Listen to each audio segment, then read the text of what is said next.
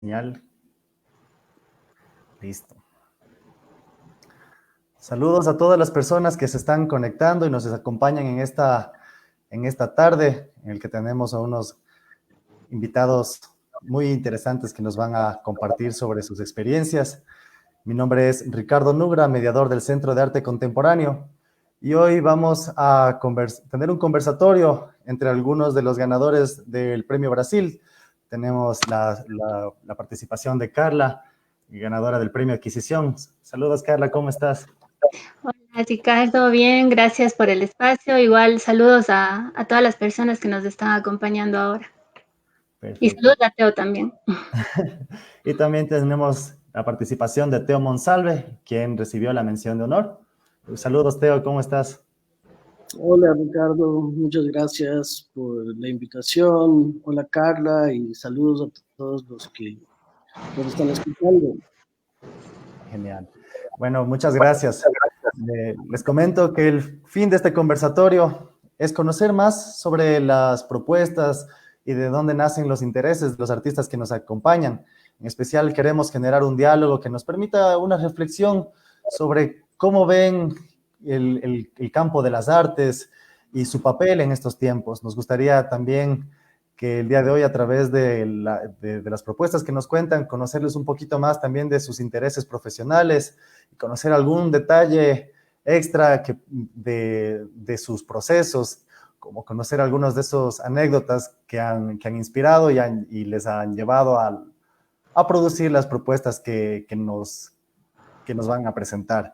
Entonces, más o menos vamos a tener el día como un poco la suerte de conocer el tras cámaras, por así decirlo, de los proyectos que ustedes nos han presentado. Muchas gracias. Para nosotros, el equipo de Museología Educativa del Centro de Arte Contemporáneo, es muy importante que el diálogo se construya conjuntamente con las personas que participan en este conversatorio, para de esa manera visibilizar de mejor manera su trabajo como artistas emergentes y sus experiencias al participar en este premio, el Premio Brasil. El Premio Brasil, les comento brevemente para quienes no lo han escuchado, se da gracias a la colaboración de la Embajada de Brasil y el municipio de Quito a través del Centro de Arte Contemporáneo, con la intención de ser una plataforma que ayude a visibilizar el trabajo de jóvenes artistas ecuatorianos. Y en este caso estamos ahora con la cuarta edición. La primera empezó en el año 2013.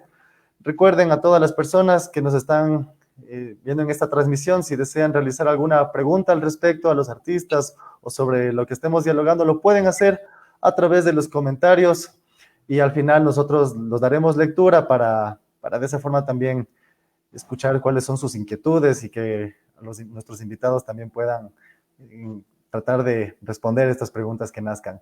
Muchas gracias.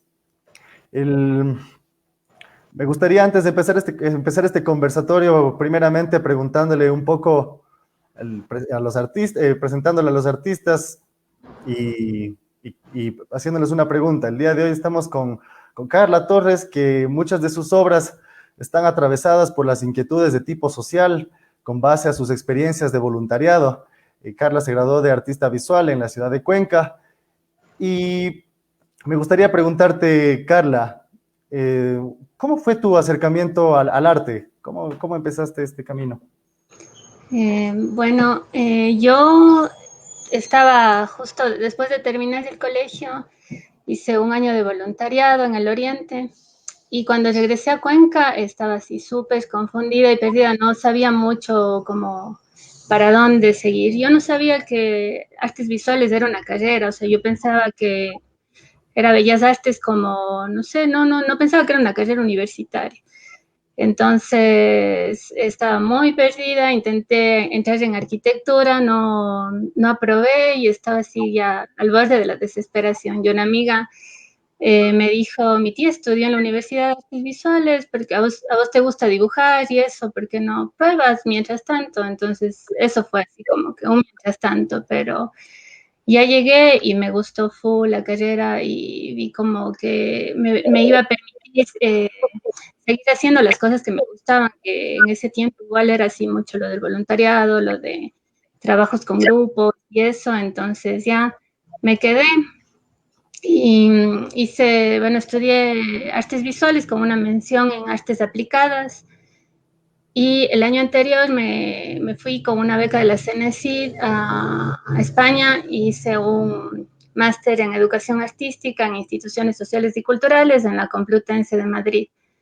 Entonces, bueno, creo que igual yo no había pensado, o sea, de pequeña no me imaginaba siendo artista, no era algo que yo desde chiquita sabía, pero bueno, la vida me fue llevando y estoy muy contenta. Qué chévere, qué interesante historia que nos cuentas, Carla. Y qué bueno que hayas llegado a este campo. Gracias. Teo, igualmente me gustaría a ti preguntarte, estamos con Teo Monsalve, quien es de la ciudad de Quito, quien estudió en la Universidad de Emily Carr de Arte y Diseño en Canadá. Y tu práctica se ha desarrollado siempre en diversos medios, ¿no? Y tienes un gran interés por el mundo natural, la ilustración científica, la ilustración botánica, es de estas relaciones entre el mito y la ciencia, tanto en lo conceptual como en lo visual. Cuéntanos un poquito más, Teo, cuéntanos tú cómo nació este interés por el arte. Bueno, muchas gracias. Yo, en realidad, mi relación con el arte es eh, muy orgánica, muy cercana. Mi padre, Carlos Monsalve, es un artista también, entonces yo me crié en un ambiente en donde el arte era eh, todo, básicamente, ¿no? Y tuve como acercamientos muy tempranos al arte, al dibujo, a la pintura, pero nunca fue una motivación para mí realmente estudiar artes visuales. A mí me gustaba mucho la música en la adolescencia, me gustaba mucho el teatro, y entonces experimenté un montón con esas artes más bien escénicas, que era algo que me gustaba mucho, pero hubo un momento en el que ya me tocó pensar en universidades y cosas así. Entonces se requería normalmente para ingresar a una universidad de arte, te pedían un portafolio, ¿no? Entonces eso me forzó a hacer una serie de obras visuales, de pinturas específicamente, y me di cuenta que la pintura había sido algo que estaba más o menos como en mi ADN y se me daba de una forma un poco más natural que la guitarra o el canto, por ejemplo, que me costó mucho aprender solfeo o esos lenguajes más bien académicos de la música, y la pintura fue algo que dije, bueno, esto parece que sí es algo que podría ser todos los días, toda la vida, ¿no? Entonces, eso fue como la primera seducción al arte, pero ya una vez estudiando en la universidad, eh, ahí sí descubrí todo este universo del arte contemporáneo,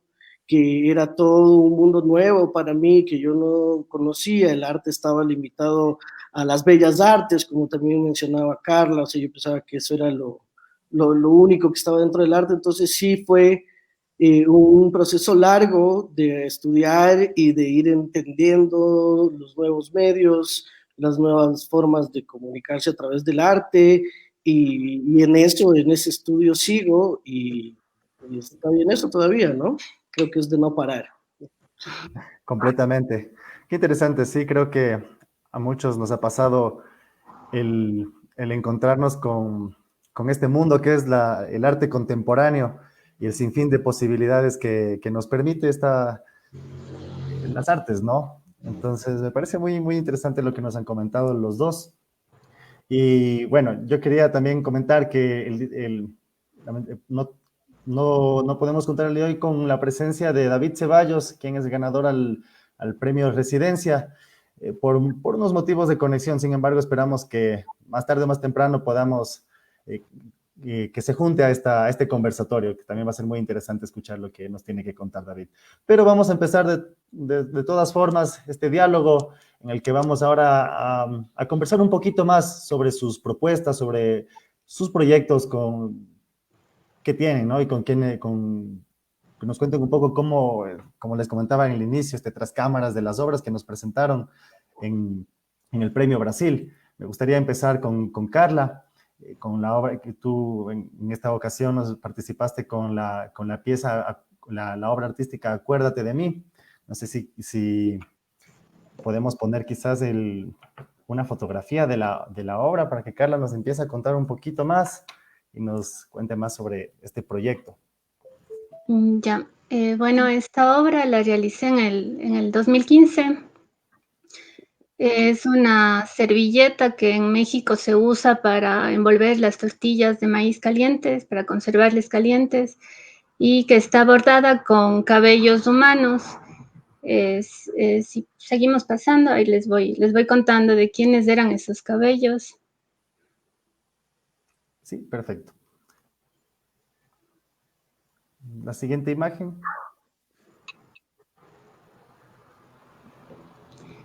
Bueno, empezamos por el final, pero no importa, está bien ahí. Bueno, el cabello pertenece a estas chicas. Yo fui voluntaria en un internado en la sierra del estado de Oaxaca. Estas chicas tenían entre 11 y 15 años, estaban estudiando la secundaria, lo que aquí sería octavo, noveno y décimo de básica. Sí, podemos seguir pasando las fotos. El internado estaba, digamos, conformado por una institución más grande. Estaba dentro de una institución más grande, que es el IMSI Don Bosco. El IMSI, las siglas significan Instituto para Mejoradores de Comunidades Indígenas. Entonces, este instituto tenía una escuela primaria y una escuela secundaria. Los chicos y las chicas de la secundaria eran quienes estaban internos. Entonces se pasaban todo el año lectivo en el instituto. Tenían actividades académicas, actividades religiosas, porque está llevado por los y las salesianas, actividades culturales también. Bueno, ahí vemos algunas fotos de actividades religiosas. Eran, y bueno, aquí algunas fiestas que había mucho colorido, mucha cultura también. Todo el tiempo estaba súper copado, o sea, eran para el buen funcionamiento del internado, todas las horas del día estaban organizadas, digamos. Entonces yo fui en calidad de voluntaria y ayudar en lo que pudiera, ¿no? A veces ayudaba en la cocina, a veces era asistente de las chicas en el estudio o en el juego. También dormíamos juntas porque vivíamos como en la misma casa, habían 2 habitaciones súper grandes con literas, no sé si eran 30 literas en cada habitación. Entonces teníamos como todo el tiempo iguales y yo era como la hermana mayor, digamos.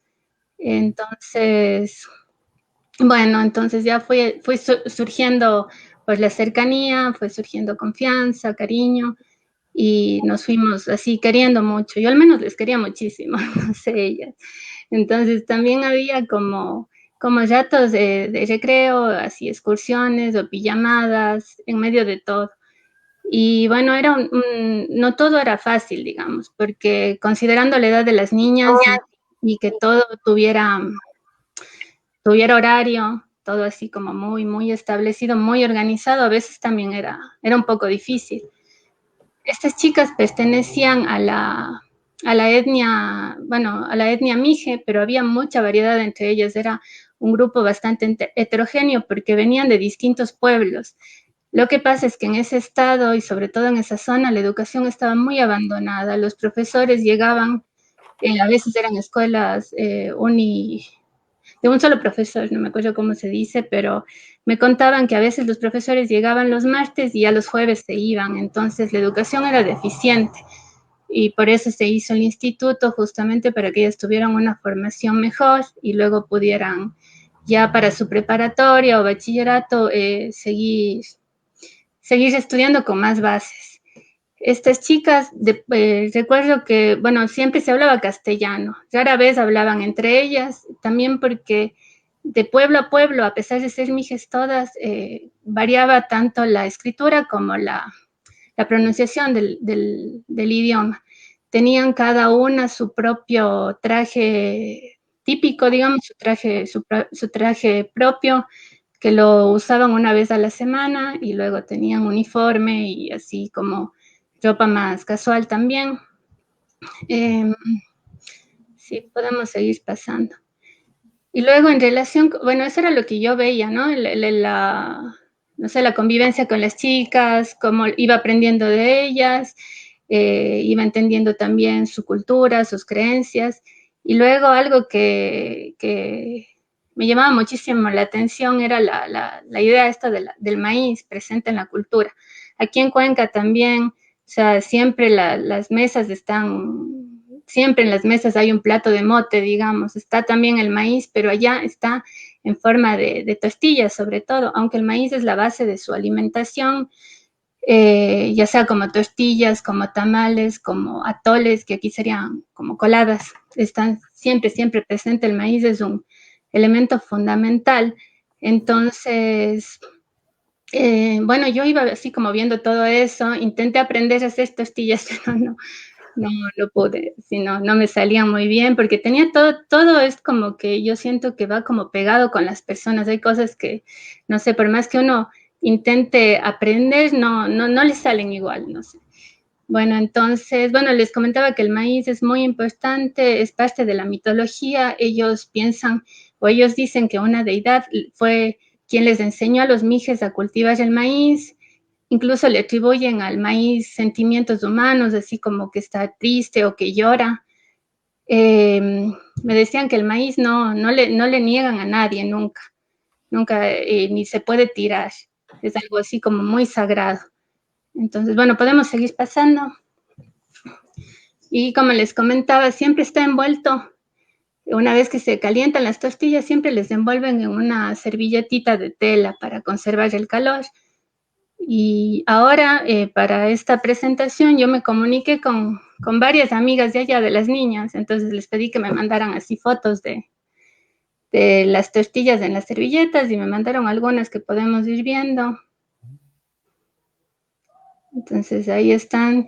Y luego eran muy bellas las servilletas, eran así bordadas, coloridas y súper lindas. Entonces toda esta parte, el bordado, el tiempo en el bordado, el gusto que uno le pone al bordado, no sé, eso me iba llamando muchísimo la atención. Podemos seguir pasando, por favor. Yo en la escuela o sea, era obligatorio aprender a bordar como una materia y no me gustaba, la verdad. Sí, había aprendido algunas puntadas, pero no era algo que disfrutaba mucho. Y ahora para esta obra, como decidí rescatar ese conocimiento que yo tenía y ya pues lo usé. Bueno, aquí quería mostrar que hay así como varios elementos que son importantes, que también están en las tortillas, como como ya había pasado la imagen de la Virgen de Guadalupe, o imágenes florales o de animalitos, siempre muy colorido, siempre muy vivo. Y que al ver una servilleta de estas, uno sabe que hay una persona que le dedicó tiempo, cariño, no sé, su gusto en hacerla. Entonces, todo esto me fue así como llamando mucho la atención. Yo sabía que tenía un tiempo ya determinado, sin embargo, inicialmente me iba por un año, pero me quedé unos meses más hasta que se terminara el año escolar. En estas fotos vemos a las chicas que están, lo que están haciendo, no es que estén haciendo tortillas, lo que pasa es que todos los días en cada comida el internado alimentaba a más de 100 personas, porque eran las chicas que eran como entre 50, los chicos igual 50, 60, y estaba el personal, digamos, los profesores, los voluntarios, los religiosos. Entonces, el ecónomo de la casa una vez por semana iba a hacer las compras de la comida para la semana. Entonces, traía grandes cargamentos de tortilla porque es un alimento indispensable en la mesa. Entonces, venían las tortillas calientes. Y lo que las chicas decían era esperar que se enfriasen un poco y luego separarles para que no se pegaran y volverles a ponerles en bolsas, y luego eso se iba a refrigerar y poco a poco se iba calentando para las comidas de la semana. Había un grupo de chicas que estaba designado para calentar las tortillas antes de las cenas. Entonces iban un equipo de chicas y comales grandes que son planchas de metal que se calientan y van calentando las tortillas para la comida de todos quienes vivíamos en el internado. Entonces, ¿qué pasó? Que ya cuando ya veía que el tiempo se me estaba acabando y que ya se iba a acabar esa experiencia de voluntariado, empecé a robarme cabellos, pero no era que les arrancaba, sino así cabellos que me iba encontrando en la casa, en el baño, los lavabos, entonces les iba guardando. No sabía todavía bien qué hacer con eso, pero supongo que ya todo lo que yo había visto en ese tiempo, en esa experiencia, se me iba como guardando y luego al final quise entrelazar todo y bueno, y me traje eso, pero esperé 2 años hasta hacer esa obra porque cuando yo volví a Ecuador, como que el panorama estaba un poco difícil en una situación familiar y todo, entonces no pude hacer inmediatamente lo que quería y estaban guardadas. Estaba guardada tanto la servilleta que había comprado como los cabellos de ellas. Y luego, bueno, ya un día dije, bueno, ya voy a hacerlo y empecé a bordar con los cabellos de ellas. Y bueno, eran los cabellos de ellas, pero también podían ser mis cabellos porque compartíamos todos los espacios. Entonces, cada pelo que me encontraba le guardaba. Al final yo no sabía a quién le pertenecía y incluso si me pertenecía a mí misma. Sin embargo, siento que al tejerles en esta tela, les tenía de alguna manera. Entonces la obra tiene también un poco de nostalgia, también no hay, digamos, el colorido de las servilletas tradicionales, pero hay muchos matices en el cabello que también me hacía pensar en las similitudes que teníamos con las chicas y en eso, ¿no? Recordaba también, bueno, ahí yo tenía 25, 26 años, pero sí recordaba también cómo era yo a la edad de ellas, así me permitía también entenderles un poquito más. Bueno, y eso sería. Entonces, no sé, igual si tienen alguna pregunta o algo, aquí Sí, estoy. claro. Gracias. Bueno, me parece muy, muy interesante lo que nos cuentas, me parece este gesto de haberlo bordado sobre estas telas que sirven para envolver estos alimentos, por lo que comentabas, ¿no? Porque ayuda a conservar el calor. Entonces, no sé, siento que lo que hiciste también es como para conservar la memoria de alguna forma. Y quería preguntarte una pregunta. ¿Cuál fue la decisión de por qué usar cabello y quizás no otro elemento? Porque yo quería traerles de alguna manera, o sea, fue mi manera de representar ese enlace de vidas que hubo entre nosotras. Entonces, el cabello es un elemento que, o sea, tal vez ya no está vivo del todo, pero que igual sigue creciendo. Yo pensaba que solo crecía cuando estaba, o sea, había escuchado que cuando una persona muere, igual su cabello y sus uñas siguen creciendo, pero hace poco me dijeron que el pelo sigue creciendo incluso fuera de un cuerpo. Entonces, no sé, me parece que era una forma de tenerles a ellas de cierta manera. Igual pensaban que cuando en estos exámenes de ADN y así, que la gente dice, bueno, con un cabello podemos saber, yo dije, bueno, me llevo un poco el ADN de ellas, a ellas mismas, no sé. Era Ujú. ¿Verdad? Me parece muy, muy, muy interesante esto que nos cuentas. Quizás, Teo, ¿tienes alguna pregunta o comentario para Carla al respecto de su obra, de su trabajo? Y bueno, muchas gracias Carla por tu presentación. Realmente la obra, desde que le vi en el CAC y cada vez que nos cuentas algo o estas imágenes que nos has compartido, me, me genera algunos sentimientos positivos la obra, en el sentido en el que siento que es una obra que habla mucho del tacto y siento yo que hay como un tejido, algo que se expande, que sobrepasa cuerpos individuales y hay una cuestión con el material del cabello, ¿no? Que normalmente, y que me parece que es interesante como que normalmente cuando estás, bueno, yo no he tenido esa experiencia, pero de las conversaciones que he tenido con amigas y con familiares, mujeres, que hay como un momento especial, por ejemplo, en el trenzar el pelo de una amiga, de una hermana, y en estos momentos hay como espacios de diálogo, de tacto, de interacción. Entonces, de cierta forma, siento que es como una trenza, una acción, un gesto de trenzar metafóricamente varios cuerpos juntos en tu pieza, que es algo que me ha gustado mucho.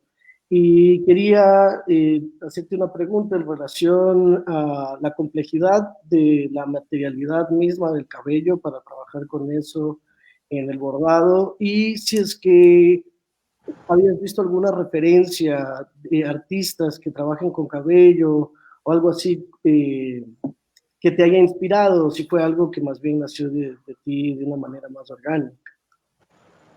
Bueno, gracias por tu apreciación, Leo.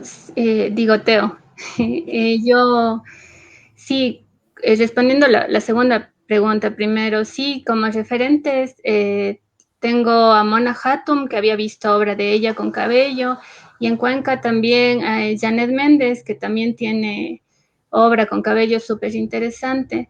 Entonces, yo sabía que se podía hacer. Luego las dificultades que tuve fue que el cabello se enredaba, a veces se hacía nudo, incluso en una de las fotos que se pasaron, hay una parte donde está un nudo ya en el pelo, y eso era un problema porque también se rompía, se hacía nudo y luego al quererle forzar para que pasara o al querer deshacer se podía romper. Trabajé también con una aguja muy delgadita, entonces también por la fricción entre el pelo y la aguja también se debilitaba y se rompía. Y luego siempre me han gustado los trabajos minuciosos, entonces, bueno, no siempre, cuando era niña no, sino ya de más grande, los trabajos así minuciosos, entonces sí, bueno, tenía que concentrarme, trabajar de cerquita y eso, pero no fue, digamos, mayormente complicado. Eso. Muy interesante tu trabajo, Carla, bordado con cabello humano sobre tela. Una técnica que, como nos cuentas, tiene su complejidad a un punto y de paciencia, de mucha paciencia también, y de tiempo, ¿no? De repetición. Sí. Muchas gracias, Carla, por tu presentación. Y ahora vamos a escuchar a Teo, que nos cuente un poco más sobre su obra Eventos de Transferencia de Tiempo, la cual está realizada con la técnica que también ya nos comentarás un poco más adelante, de transferencias acrílicas de pinturas digitales sobre paneles de madera. Cuéntanos, Teo, un poco más de dónde nace esta obra, cómo llegas a crearla, de dónde viene. Ok, chévere, gracias. Voy a compartirles mi pantalla para mostrarles un poco el proceso que tengo aquí de este proyecto. En realidad, este proyecto tengo la oportunidad de desarrollar estas ideas en... A ver, vamos por pasos, perdón. Voy a compartir la pantalla primero.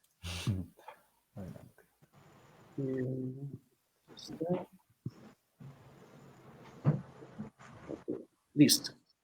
Entonces, bueno, les cuento un poco sobre este proyecto de eventos de transferencia de tiempo. Es parte de un proyecto expandido que tengo, o tal vez de cierta forma es una visión que estoy desarrollando a partir de este proyecto. Voy a hacer una mezcla entre lectura y presentación, ¿ya? Entonces les voy a leer el statement de la pieza, que dice que Eventos de Transferencia de Tiempo es una serie de pinturas digitales transferidas sobre paneles de madera. Las imágenes están compuestas al sobreponer gráficos precolombinos de la cultura Pasto con gráficos del acelerador de partículas de Europa, CERN. Este gesto busca cuestionar la hegemonía del conocimiento científico por sobre otras formas de saber Especula sobre la lógica detrás de los gráficos precolombinos como vestigios de un entendimiento cosmológico que ha sido borrado de la historia como consecuencia de la colonización.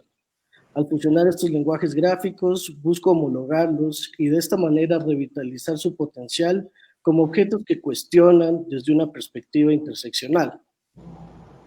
Entonces, bueno, básicamente este proyecto se da dentro del contexto de un proyecto muy grande de investigación que empieza desde la universidad donde yo estaba estudiando, de Emily Carr, que es un proyecto que se llama Leaning Out of Windows, que se traduce a algo como asomarse por la ventana, que lo que hace es que junta físicos del acelerador de partículas de Canadá, que se llama TRIUMPH, con artistas visuales y académicos de diferentes procedencias para entablar una serie de diálogos que duran alrededor de un año y a partir de eso generar piezas visuales que de alguna forma comenten sobre los temas, pero que de ninguna manera necesiten ser científicas de ninguna forma, ¿no? Sino más bien piezas de arte.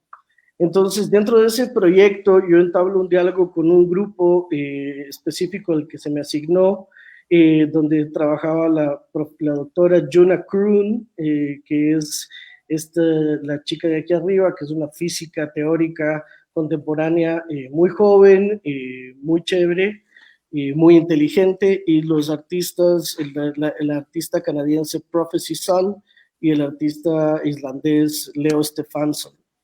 Entonces con ellos hacemos un grupo de conversaciones y logramos, bueno, básicamente la dinámica era que Juna nos contaba sobre su investigación. Y el área de investigación de ella es un área que se llama el Hidden Sector, o traducido al español, el sector oculto. El sector oculto, y bueno, antes de continuar quiero hacer un paréntesis y dejar muy claro que yo no soy un físico, yo no soy científico, yo apenas medio que logré empaparme de estos temas a través de los diálogos, pero no quiero aquí sonar ni hacer creer al público que yo tengo ningún tipo de formación científica ni nada por el estilo. Entonces, bueno, para continuar un poco con la idea, esta idea del sector oculto es, los físicos contemporáneos saben que hay dos fuerzas, dos tipos de materia en el universo, que es la materia como la conocemos, y hay todo un sector que no saben de qué está hecho, que le llaman la energía oscura, o en inglés se llama el dark matter. Y lo que pasa en este lugar es absolutamente desconocido para la física contemporánea. No saben de qué está hecho, de qué está compuesto. Entonces, Juna lo que hace es que a través de ecuaciones matemáticas especula sobre las posibles partículas que puedan formar esta materia. Y en sus teorías se tratan de probar en el acelerador de partículas, ¿no? Entonces, ella lo que hacía era tratar de explicarnos de una manera muy simplificada la profundidad de su investigación, y entre esas cosas nos iba contando, por ejemplo, y en estas fotos se ve, por ejemplo, que las partículas están siempre en movimiento, en evolución o decaimiento, que las partículas se expanden a través de simetrías, y así algunos conceptos que ya empezaban a evocar imágenes, ¿no?, en mi cabeza, pero que todavía yo no lograba concretar o sea, no lograba concretar todavía. Hasta que me empecé a dar cuenta que el uso del lenguaje que utilizaba Juna, que era la física de nuestro grupo, era bastante interesante. Por ejemplo, ella decía cosas como: esta sección de la ecuación es un sector exótico de la ecuación. Entonces, viniendo de un contexto de arte contemporáneo, viniendo de un país catalogado como exótico, y todas las problemáticas que estas ideas, las problemáticas que se han explorado en el arte contemporáneo a través de estas ideas, me llevaron a mí a a encontrar en el uso del lenguaje ciertos subtextos políticos que me parecieron interesantes.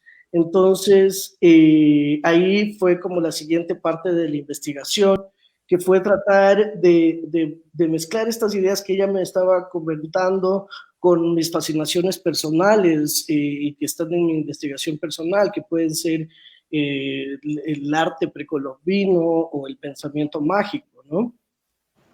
Uh-huh. Entonces, yo primero lo que hago antes de enfocar mi investigación en algo específico fue tratar de buscar literatura, fuentes bibliográficas que me ayuden a relacionarme de la física de una manera nueva, fresca, para poder empezar a ver cómo pensaba yo en ideas visuales, ¿no? Entonces, en la biblioteca de la universidad que yo estudiaba me encontré con estos dos libros. Uno que es Drawing Physics, Dibujando Física, que son 2.600 años de gráficos y dibujos en relación a la física, que es un libro que me ayudó a relacionarme con lenguajes visuales de física que eran completamente nuevos para mí. Y este otro libro que se llama El Tao de la Física, que es un libro que explica física contemporánea a través de compararle y encontrar similitudes conceptuales con filosofías orientales como el Tao, el budismo, el hinduismo, etc. Entonces, yo ahí, por ejemplo, yo había estudiado un poco de estas filosofías orientales, entonces tenía un punto de entrada un poco más empático ante conceptos tan grandes como los que estaba aprendiendo. Y bueno, como una anécdota chistosa es que yo llegué medio emocionado a enseñarle este libro a mi compañera física, El Tao de la Física, y ella amablemente me dijo que ese era un libro del cual ella y sus colegas normalmente se burlaban, porque había muchos hippies que les escribían a decir que ese libro tenía las respuestas de muchas cosas y tal, pero entonces ahí me di cuenta que por más de que yo trataba de acercarme, ese universo de la ciencia era bastante hermético, ¿no? Y como que no permitía que yo entre tan fácilmente. Entonces, después lo que hice fue que uní esta idea del sector oculto a pensar como esta idea, como este subtexto político de que el sector oculto podía ser tal vez un sector oculto de la historia, un conocimiento oculto al cual ya no podemos acceder por distintos procesos coloniales que han borrado este conocimiento, esta forma de saber, ¿no? Entonces ahí me puse a investigar mucho sobre estos platos de la cultura pasto, porque yo sentía que en estas gráficas había algún tipo de entendimiento lógico, y había algún tipo de entendimiento que era más profundo, que no podíamos acceder, y que como se conoce que son constelaciones, definitivamente había algo ahí que descifrar. Entonces lo que yo hice fue que yo le empecé a compartir estos platos pastos a Yuna, y yo le dije, mira, ¿tú crees que hay alguna forma de encontrarle alguna vuelta matemática a estos gráficos, ¿no? Y ella me dice que tenía que hacerle una selección como en progresión de cada uno, como que un motivo en progresión, que yo elegí el punto, para que se comporte como una ecuación matemática, porque la ecuación tiene que estar en movimiento, al igual que las partículas, tanto sea en evolución o decaimiento. Entonces, yo empiezo a hacerle una serie de animaciones estilo stop motion con estos gráficos, y cuando le mando esas animaciones, ella me responde, ¿no? Y yo encontré estos gráficos en el catálogo de iconografía del Ecuador antiguo, está todos estos gráficos de los platos pastos digitalizados. Entonces, ahí empiezo yo, cuando le empiezo a mandar estos gráficos, ella me responde y me dice, mira, me recuerda esto, y me responde con un gráfico de una máquina del acelerador de partículas de Europa que se llama CERN, que es este gráfico que aparece aquí, que es el evento particular donde es uno de los candidatos, de los eventos candidatos a comprobar a cuando descubrieron el bosón de Higgs, ¿no? Entonces, ella me manda este gráfico y ahí cuando yo ya tengo estas dos cosas juxtapuestas, una al lado de la otra, es cuando empiezo ya a visualizar mi proyecto. Entonces, lo que hago es juntar estos dos lenguajes en este tipo de gráficos a través de software digital, ¿no? Hago estas composiciones y aquí viene el método. Utilizo estos dos gráficos en el software donde se toman decisiones de escala, de color y del material en el que van a ser presentados, expuestos estas piezas. Entonces hago el gráfico digital y después lo que hago es que hago una impresión en una impresora láser, trato de buscar una que tenga una buena calidad, que tenga una buena fidelidad de color y transfiero las piezas directamente sobre los paneles de madera que podemos ver en esta pieza. Aquí están los que trabajé en Vancouver, a la derecha, y a la izquierda desde mi taller de Quito, la pieza en etapa de preparación para ser enviada al Premio Brasil. Entonces, así es como se van creando estas piezas y los resultados, la fase 1 que fue la que hice en Vancouver, son estos los resultados. Estos los hice en blanco y negro sobre paneles preparados con gesso y acrílico blanco de madera. Esta es la otra parte de la serie de Vancouver. Y esta serie fue presentada en la exposición Leaning Out of Windows, que se presentó en Vancouver, en Canadá. Y de este proyecto salió otra serie de trabajo que no creo que tengo tiempo de explicar hoy, pero que le dio portada a este arte de publicidad, que es esta pieza que se ve ahí.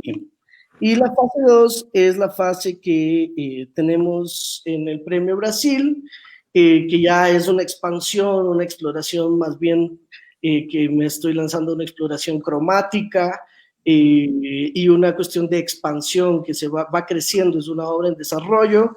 Y ahora, solo para finalizar, les comento que hay unas 2 fases nuevas de este proyecto, una que son animaciones, que son en colaboración con mi hermano, Carlos Lux Monsalve, y con David Gómez, que es un amigo artista ceramista, que vamos a hacer unas piezas en cerámica también.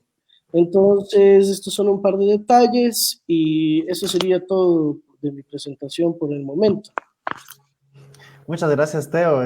Grandioso esta historia con estas experiencias y poder ver de dónde surgió estas pinturas que nos presentas en la exposición. Que realmente no son unas pinturas, sino como vemos es todo un proceso complejo para llegar a ello. Creo que el trabajo que realizan los físicos teóricos es igual un trabajo muy complejo, como mencionaste en alguna parte, de comprender, pero sin embargo creo que lograste unas comparaciones y vínculos muy interesantes entre lo que nos mencionabas del sector oculto con lo que es el conocimiento que se perdió por estos procesos de colonización que se viven. Y bueno, un poco en eso me gustaría hacerte una o dos preguntas. La una es, ¿cuáles tú crees que son las implicaciones en el arte al poner en diálogo estos conocimientos científicos con otras formas de saberes, como en este caso el arte? Bueno, creo que es algo sumamente generativo.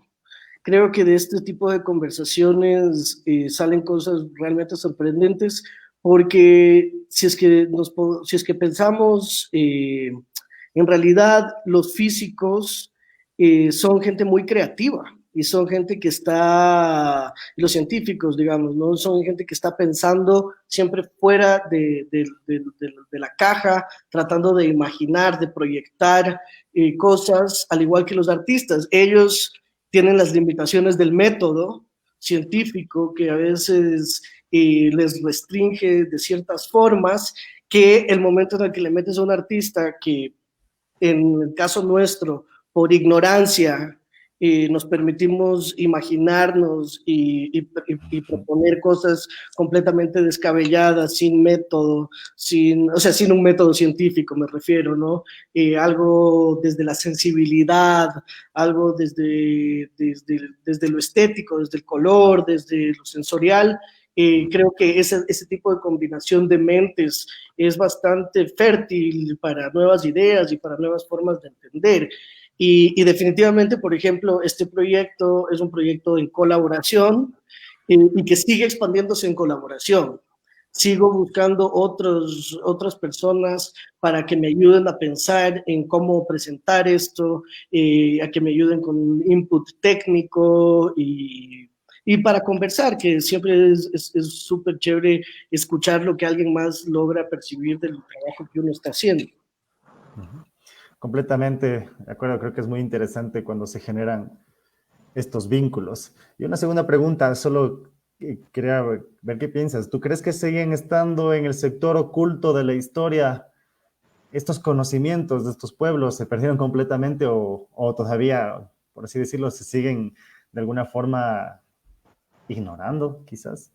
Bueno, yo creo que definitivamente hay muchas cosas que se perdieron, ¿no? O sea, eh, no sé, no conozco que haya por ejemplo, algún astrólogo de esa zona geográfica específica que pueda darle una interpretación eh, tal cual de lo que significan las constelaciones. Primero, que creo que son formas de conocer y de saber que no se deben regir por las mismas cosas que la ciencia. Entonces, tal vez una forma de entender las constelaciones en los Andes requiere un montón de otras cosas, ¿no? Creo que definitivamente hay cosas que se perdieron, pero hay una cosa que me gustaría decir, que fue lo que me dijo Yuna, la física de mi grupo, que yo le dije, pero yo le dije, la pena es que perdimos este conocimiento, se borró, no hay forma de acceder y toda la cosa, y ella me dijo, sí, eso es verdad, pero si es que fue pensado por un humano y fue imaginado por un humano y armado como sistema por un humano, nosotros podemos acceder. O sea, hay una forma y tenemos el mismo cerebro de cierta forma, entonces debemos poder acceder. Entonces, eso me encantó, esa perspectiva, porque de ahí me permite a mí, por ejemplo, relacionarme con los símbolos, no desde un entendimiento eh, cosmológico necesariamente, sino desde un lugar estético, desde un lugar de sensibilidad, desde dibujar. Al dibujar les vuelvo parte de mi cuerpo, al volverles parte de mi cuerpo les vuelvo parte de la actualidad, de hoy, se revitalizan, se reinventan. Entonces esa es la forma en la que voy encontrándole estas formas, relacionándome con estas formas de saber que no necesariamente me llevan de un punto A a un punto B, lógicamente. Muy bien. Quería preguntar, quizás Carla, ¿tienes algún comentario o pregunta para Teo al respecto? Sí, dos preguntas. Bueno, la una que ya nos has dicho sí un poco es cómo es trabajar con científicos en general, y la otra es si es que ya antes de hacer esta obra tenías ya algún acercamiento con esta cultura de Pasto, o tú decías que en tus intereses estaba el tema del realismo mágico y esto. Entonces, si tenías, no sé, contacto con otras visiones de otras culturas, ya sean ecuatorianas o de otros lados. Sí, a ver, te respondo en orden. Bueno, primero, la primera pregunta, trabajar con científicos es algo que fue mi primera experiencia, en realidad. Definitivamente es intimidante, ¿no? Cuando alguien tiene esa capacidad matemática, por ejemplo, y ese conocimiento y como ese entendimiento muy, de cierta forma, casi totalitario, ¿no? O sea, si es que no está dentro de los libros que ellos han estudiado, es pura especulación y es pensamiento mágico y eres cualquier cosa menos algo que se vaya a respetar en ese ambiente académico físico, ¿no?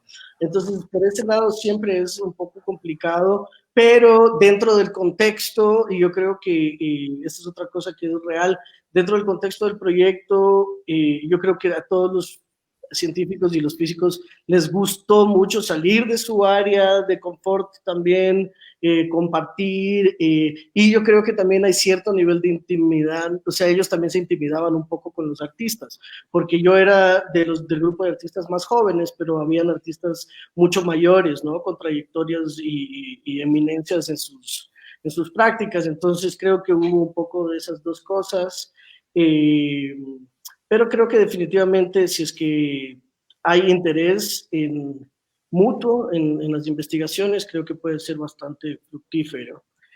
Y de ahí la otra pregunta estaba, ¿cuál era la otra pregunta? Perdón. Si habías tenido contacto con la cultura Pasto antes o fue a partir de este proyecto. Más específicamente desde este proyecto con la cultura Pasto y con los pastos específicos. Siempre he tenido como una fascinación, creo que es una fascinación no solo mía o de los ecuatorianos por el arte precolombino, pero ahí hay algo, ahí hay una sensibilidad, un sentido estético, una profundidad técnica que es realmente fascinante, ¿no? Por ejemplo, la capacidad de síntesis, de abstracción que tienen las culturas precolombinas son algo que siempre me ha llamado mucho la atención y sé que fue una fascinación para el movimiento de pintores ancestralistas ecuatorianos. O sea, como que el diálogo creo que es una de las fascinaciones que siempre estoy maniobrando en la obra, haciendo guiños hacia eso, pero con este grupo de artefactos, de objetos específicos, fue la primera vez que trabajo. Okay. Qué interesante, creo que el trabajo entre artistas y científicos siempre puede producir resultados muy, muy interesantes, ¿no? Que no necesariamente tienen que estar enfocados en la ciencia o en el arte, sino en conjunto se pueden crear propuestas súper interesantes, como creo que es lo que hemos visto en este caso. Bueno, ahora para continuar con este conversatorio vamos a hacer unas preguntas, sobre todo para conocer un poco más sobre sus posturas frente al campo del arte. Me gustaría preguntar, quien decide responder, no importa, ¿han participado quizás en otras convocatorias similares a la del Premio Brasil o han participado también en otros espacios artísticos como en residencias quizás? ¿Y cómo creen que estos espacios influencian en la práctica de los artistas? ¿Quieres decir, Carla? Bueno, yo sí había participado en varias convocatorias, digamos, y no siempre, bueno, casi nunca, mejor dicho, había tenido éxito. Entonces, bueno, creo de manera personal siempre estaba buscando como que una voz oficial me dijera, sí, lo que haces es arte. Y bueno, y ahora fue la oportunidad, digamos. Había intentado entrar a otras convocatorias, como les decía, pero recuerdo que justo cuando estaba en la universidad con un trabajo, intenté entrar al postular para el Salón de Julio y no fui admitida, pero una de los miembros del jurado me compró 2 piezas de la obra, entonces así como que dije, bueno, ya sí, como que voy bien. Luego también en Guayaquil, en 2011, en octubre, con 2 amigas artistas, Carolina Cruz y Jessica Tamayo, ganamos también un festival de artes al aire libre con una obra que eran unas bolsitas de té de hoja de higo y que eran muy interactivas con el público y así, y estuvo chévere, pero digamos en mi caso, como que yo no sentía la recompensa, no sé, satisfacciones así de fuertes como intentando entrar al mundo del arte, digamos, al mundo oficial. Pero he tenido, digamos, otras experiencias en trabajos con grupos que sí me han dado esas satisfacciones, digamos, porque mediante el arte se logró como usar un lenguaje amable para trabajar con gente, para crear un entorno, digamos, agradable de ya que de por sí tiene el arte al momento de producirle como de un placer, de hacer las cosas y evitando un poco la visión capacitista de la cosa, sino más bien generando espacios de autonomía plástica, de autonomía en la toma de decisiones, como de hacer valer la voz de estas personas que en muchos casos, digamos, se constituyen en grupos vulnerables. Creo que el arte es súper importante para la vida y creo que el lograr motivar a una persona para que haga arte es súper, súper importante porque tiene un potencial transformador que es determinante muchas veces, que a partir de una experiencia con el arte, de una experiencia artística, una persona puede ver las cosas desde otro punto de vista y puede como tener el coraje para hacer ciertas cosas también. Esa ha sido mi experiencia. Gracias, Carla.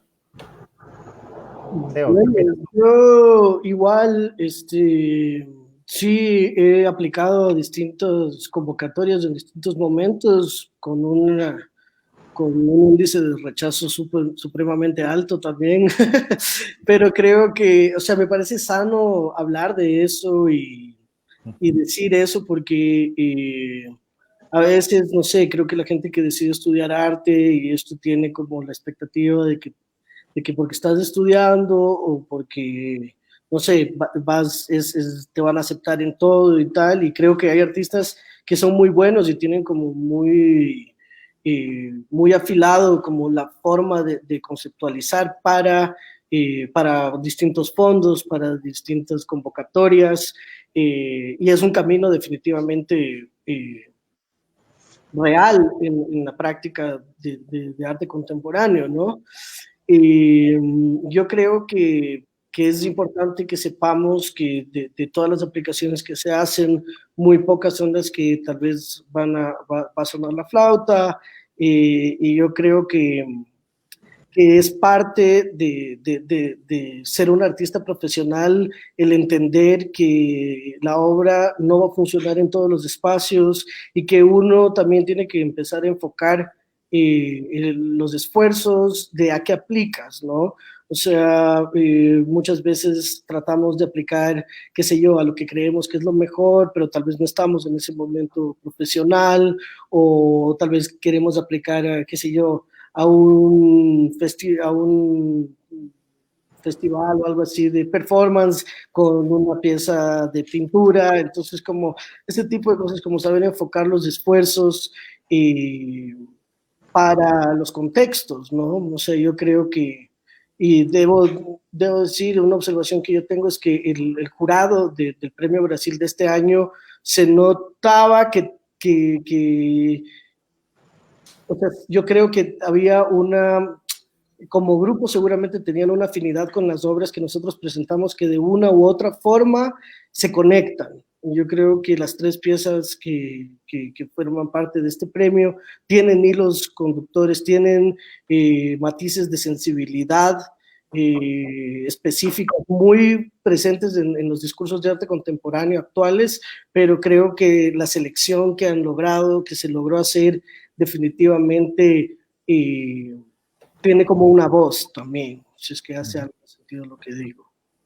Sí, Sí. completamente. Yo creo que también siento que existe esto que atraviesa sus proyectos, ¿no? Como que nacen de convivencias, de experiencias con otros grupos de personas, quizás en el caso de Carla, como nos comentaba, con comunidades y como tú nos comentabas, Teo, más bien con estos científicos. Sin embargo, igual se da una convivencia y de estas experiencias, creo que, no sé, es un factor que yo encuentro en este momento de sus propuestas, que me llaman mucho la atención y creo que las potencian realmente, o sea, creo que el que viene de una vivencia muy importante también para ustedes, creo que eso hace que se sienta.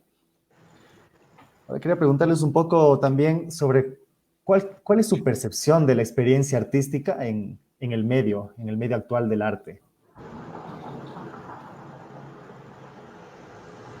Voy yo. Bueno, no sé, siento igual que, bueno, estamos en momentos complicados, digamos, en todo.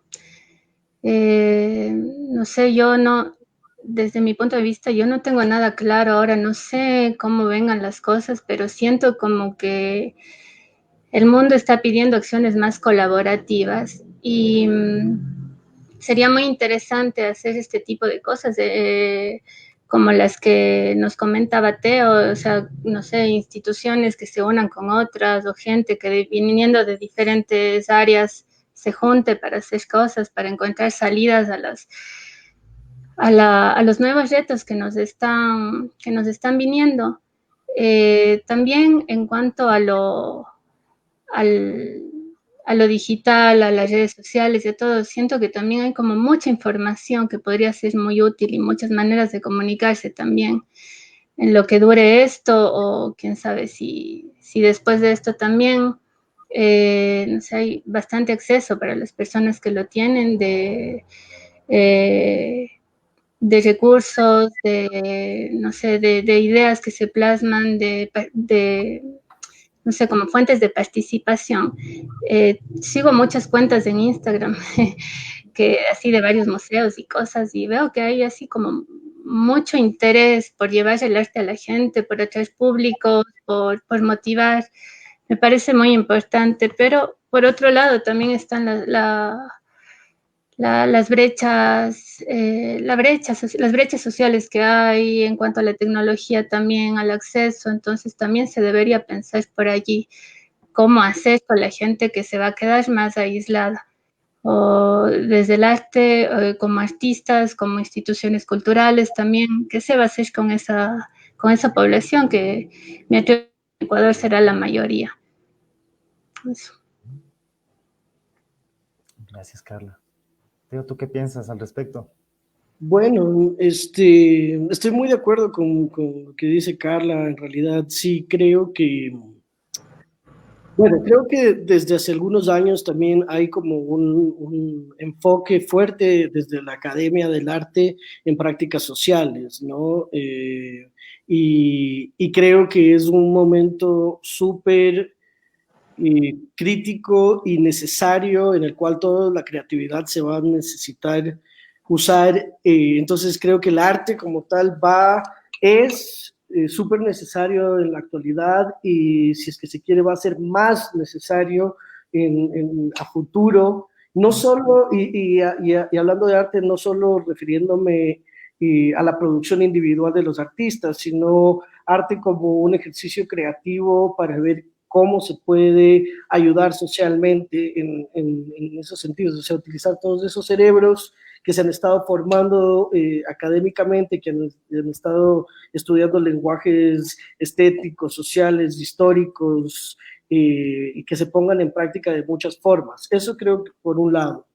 Y por el otro lado, creo que en la producción individual de los artistas, yo creo que debe continuar y creo que debe seguir siendo con fuerza, porque lo que se nos viene son como exageraciones y extremos de todo, ¿no? Y yo creo que uno de los extremos que se va a vivir otra vez va a ser como un extremo de la materialidad, de lo material, y creo que la producción artística sigue siendo un espacio independiente en su mayoría, y creo que especialmente en países como el Ecuador, los artistas que tengan una producción material de estudio no tienen que tener ningún tipo de limitación o de complejo a querer tener un movimiento comercial de su obra.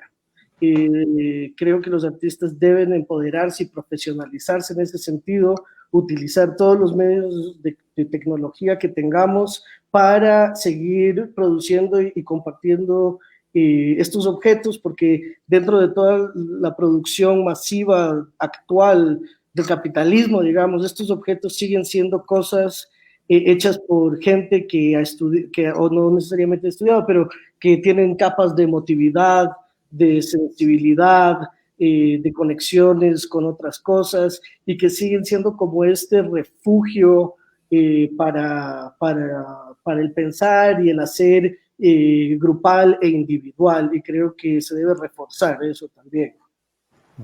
Completamente de acuerdo que es muy necesaria la colaboración entre artistas, ¿no? El estar apoyándonos de diferentes formas, el buscar nuevas alternativas quizás.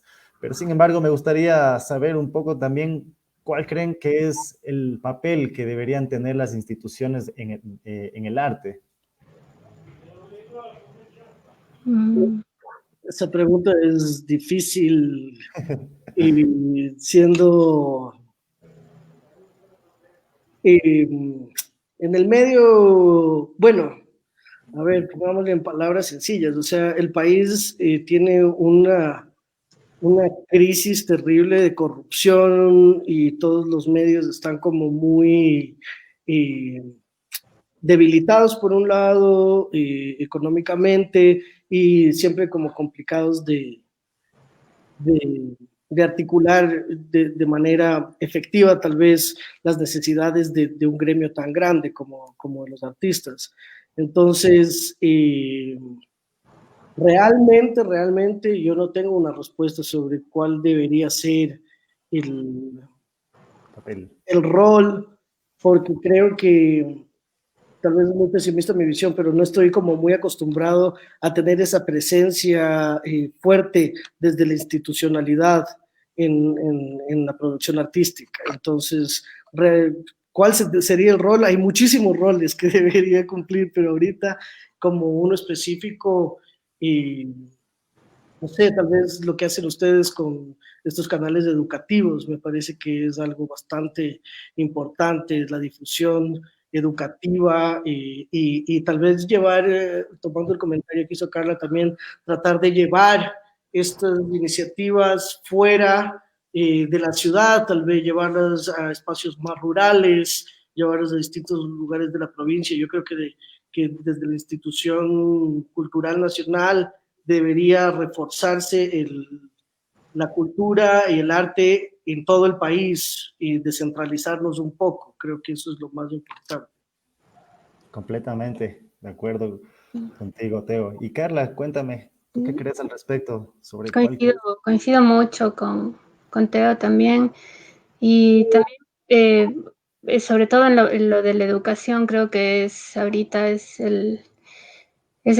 lo fuerte, capaz que deben hacer las instituciones, igual alianzas, igual, no sé si es que por la situación económica, sobre todo, no sé, buscar alianzas, apoyos para favorecer lo educativo. Y luego también mirar hacia lo local también un poco, saber qué artistas, estas iniciativas como la del Premio Brasil también son súper buenas por eso, para ver qué se está haciendo en artistas emergentes, en artistas jóvenes y no tan jóvenes. Y sí, pues sí, porque eso es un impulso, al fin es un impulso súper fuerte para mí ha significado muchísimo este premio, sí, muchísimo, muchísimo. Entonces pienso que es importante eso, ver hacia lo local, qué está pasando, qué hay, cuál es el trabajo de los artistas, cuáles son las inquietudes, y luego lo educativo.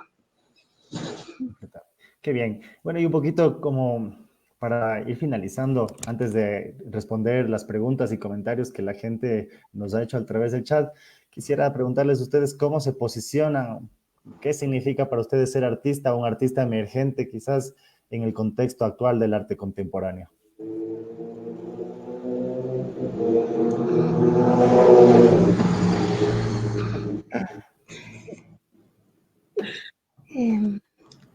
¿Quieres decir tú o voy yo? Dale, Teo. A ver, ¿cómo era la pregunta otra vez? ¿Qué? ¿Cómo te posicionas? Para ti, ¿qué significa ser artista? ¿Te consideras quizás un artista emergente o no en el contexto actual del arte contemporáneo?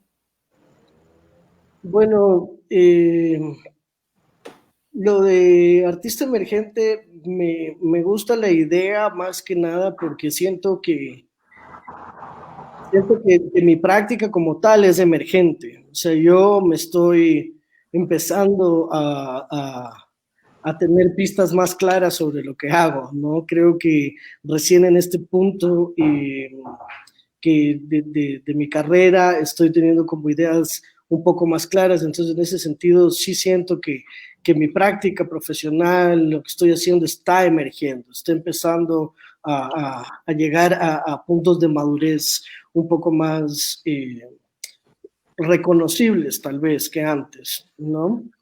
Y como artista en el medio, y creo que el rol que tenemos es trabajar desde, o sea, el que yo me pongo a mí es como trabajar desde la honestidad también. Antes, tal vez antes de la pandemia, eh, tenía otras metas, no sé si otras metas, pero por lo menos otras expectativas de una carrera profesional.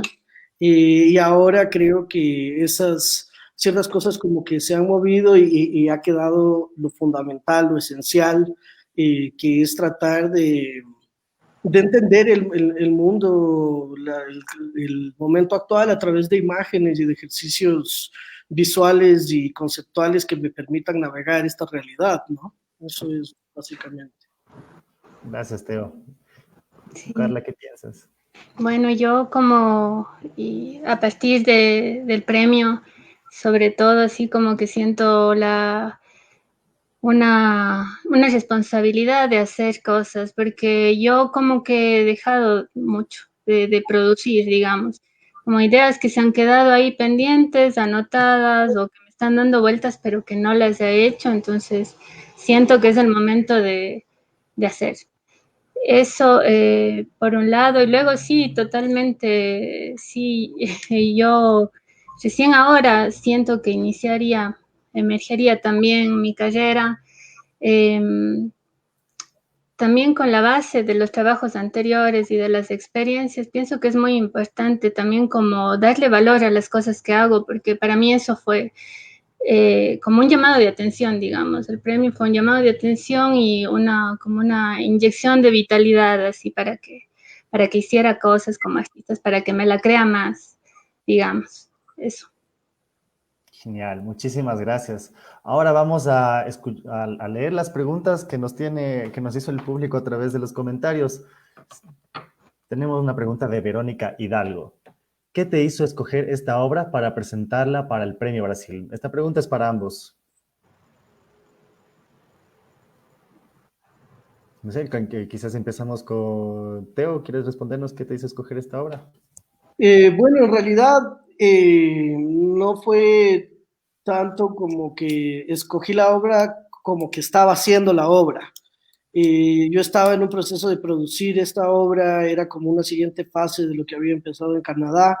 Entonces, la convocatoria como que se alineó con ese proceso de producción mío y yo dije, bueno, tal vez esta obra tiene como este contexto y estas cosas interesantes que suceden, entonces tal vez podría ser algo que interese, ¿no? Y mandé también sin mucha, yo ya, tal vez es algo que debería cambiar, pero mando mucho sin esperar nada a cambio. Y nada, entonces cuando sí se dio la obra, como que pasó de ser algo que estaba pasando en el estudio a algo que se hizo para el premio, ¿no? Es algo extraño, se estaba justo pasando eso y decido enfocarle para allá, entonces eso fue. Que cuando menos lo esperabas. Y Carla, ¿tú qué opinas? Yo escogí, bueno, yo regresé de España con muchas ganas de hacer cosas, así como que viene igual así muy nutrida de las experiencias que tuve allá y estaba totalmente desactualizada en temas de convocatorias. Decía una amiga, Lola, que debe estar por ahí, Lola Araujo, ella me comentó que se había visto esta convocatoria y todo, y yo dije, chuta, pero no tengo obra nueva y dije, pero tengo unas que no he mostrado, a ver, sí estaba entre dos opciones y me decidí por esta. Pero era igual, así igual que Teo, yo igual no pensé que iba a entrar ni nada. Es más, yo cuando envié la obra, o sea, cuando ya me seleccionaron, que ya fue súper, una alegría súper grande, cuando envié la obra dije, bueno, chuta, yo tengo que pensar cómo voy a hacer para ir a retirar la obra del CAC después, y así. Pero no, es que no pensé que me iba, además, a desprenderse esa obra que era para mí tan personal, digamos. Ujú. Entonces, sí fue así como, bueno, ya se dieron las cosas de esa manera.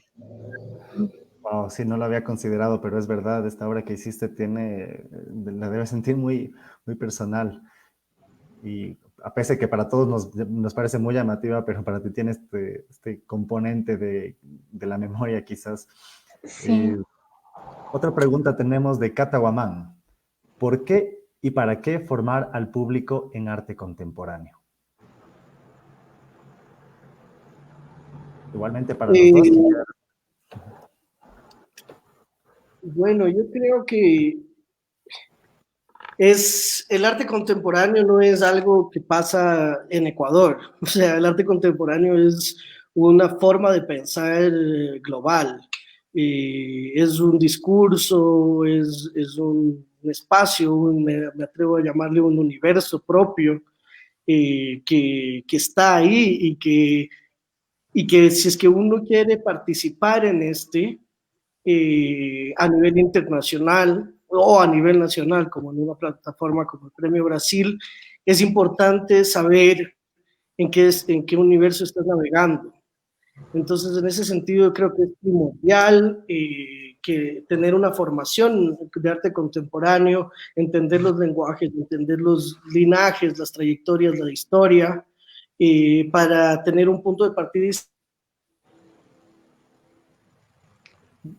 Se cortó un Sí, poquito. un poquito. Ah, Espera, tuvimos como un lapsus, no sé. sí, ya ¿Ya está estamos? todo bien. Ah, Sí. ok. Entonces creo que es bastante importante y no digo esto solo por decirlo, sino por experiencia propia. A mí me tomó años tratar de entender el arte contemporáneo y por ende años empezar a producir obra que esté dentro de este contexto, ¿no? Entonces yo sí creo que mientras más temprano los jóvenes que quieren estudiar arte se empapen bien de los lenguajes, las posibilidades y los soportes que el arte contemporáneo ofrece, más rápido van a poder llegar a una madurez de producción artística. Entonces, por eso yo creo que es bastante importante que se forme la gente y que sepan, porque es un discurso al cual par decides participar al querer hacer arte hoy por hoy, ¿no? Muy Sí. bien. Igual yo creo que es muy importante la formación, la parte educativa para acercar el arte al público, el público al arte, para poder disfrutar de eso, para entender el lenguaje de un artista, entender qué le llevó a plasmar las cosas que ha plasmado con el material que ha plasmado, a establecer igual como no sé, empatía o tal vez rechazo, lo que sea, pero a poder entenderlo, tenés como una posición también, porque es fácil decir, no entiendo, no me gusta, si es que detrás no ha habido una formación, es importante que haya la formación para poder decir, no me gusta, sí me gusta, lo entiendo, no entiendo, me parece bien o mal, pero debe haber una formación detrás. Y una formación no como un formateo, sino como no sé, como las posibilidades, las herramientas para que las personas puedan acercarse más al arte. Ujú. Completamente de acuerdo. Creo que es importante también entender que el arte contemporáneo es para todos, igual que no es solo el arte contemporáneo, todo el arte es para todos.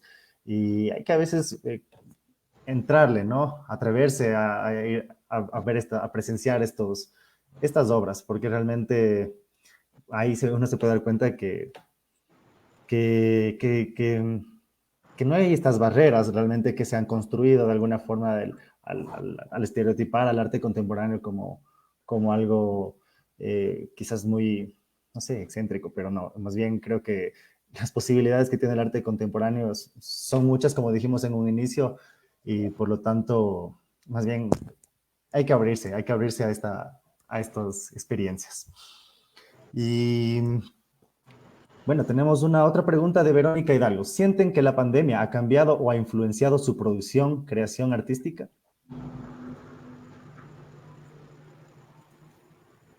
Eh, bueno, yo creo que la pandemia ha cambiado bastante todo, ¿no? En realidad es un mundo el que se ha transformado, pero eh,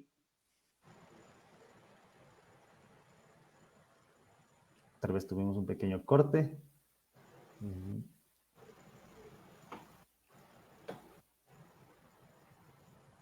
Se cortó un poquito la comunicación con Teo. Esperemos que regrese.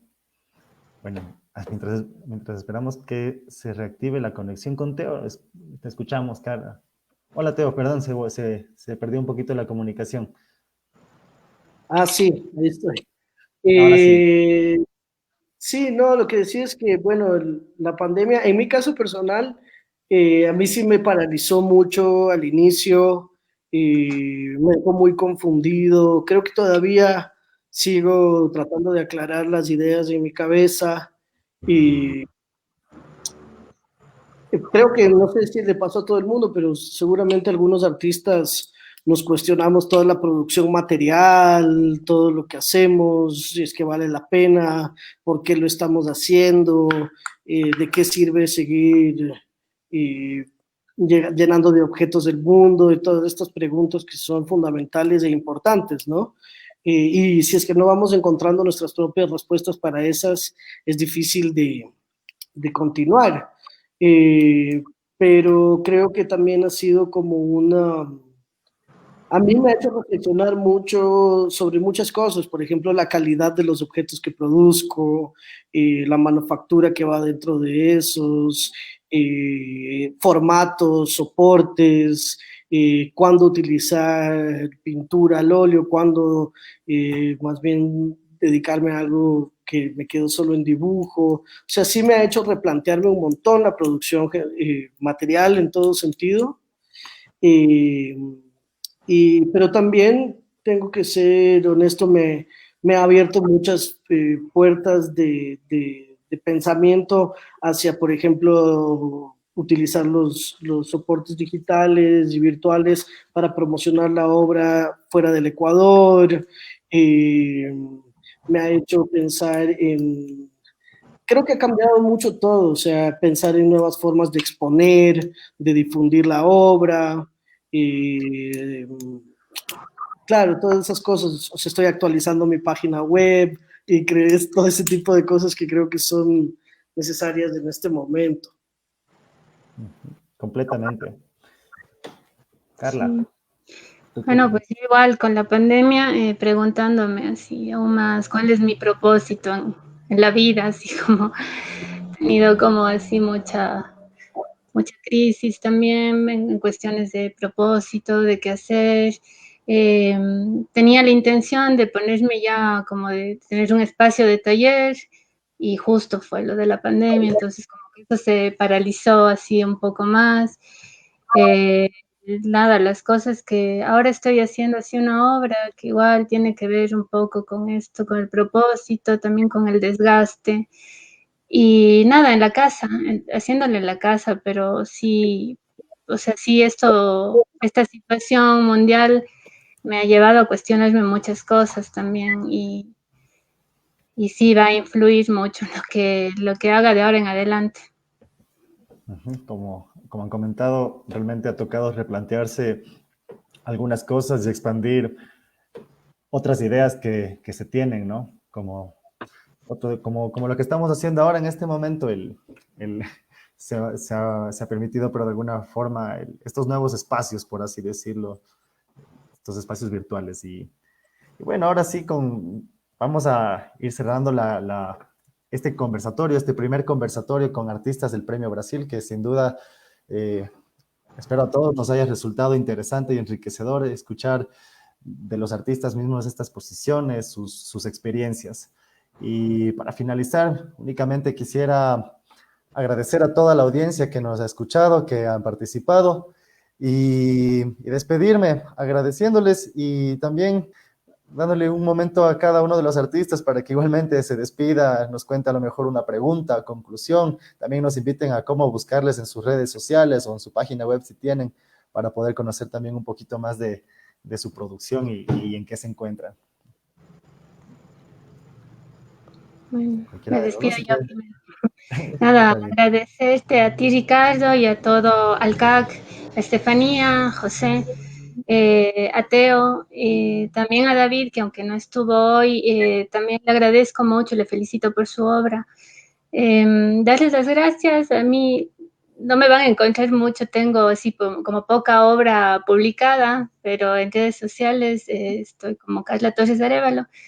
Y nada, agradecer, estar atenta de todas las novedades que hacen en el CAC, de sus mediaciones y de todos los eventos que tienen, los conversatorios. Y nada, gracias. Estoy contenta de haber participado hoy en el conversatorio y también contenta y agradecida por lo del premio. Muchas gracias, un abrazo.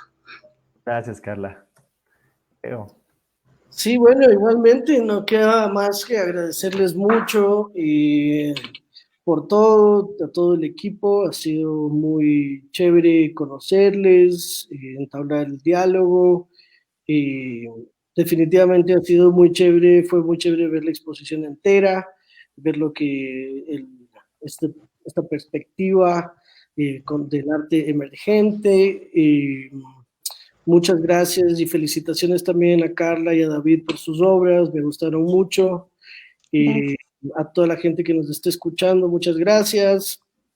Y a mí me pueden encontrar también en redes sociales, en Instagram como Teo Monsalve 8 y de ahí en mi página web teomonsalve.net. Y eso, espero mantenernos en contacto y poder colaborar pronto otra vez. Claro que sí, esperemos que este no sea el último conversatorio y volver a encontrarnos. Muchas gracias y sin duda igual en algún momento trataremos de invitarle nuevamente a David para que nos pueda compartir sus historias y sus experiencias que son muy interesantes. A ustedes gracias por aceptar la invitación, por compartir este tiempo. Creo, como dije hace un momento, nos quedamos muy contentos por conocer tras cámaras, estos detalles que nos han contado, estas experiencias que han motivado su creación. Creo que a muchos nos inspira y nos motiva a seguir emprendiendo en este camino que sin duda tiene sus dificultades, pero también tiene sus recompensas, ¿no? Gracias por acompañarnos a todos. Recuerden seguirnos en nuestras redes sociales y estar atentos a los siguientes conversatorios que realizaremos. Pueden buscarnos en Facebook como Centro de Arte Quito y en el Instagram como Centro de Arte Q.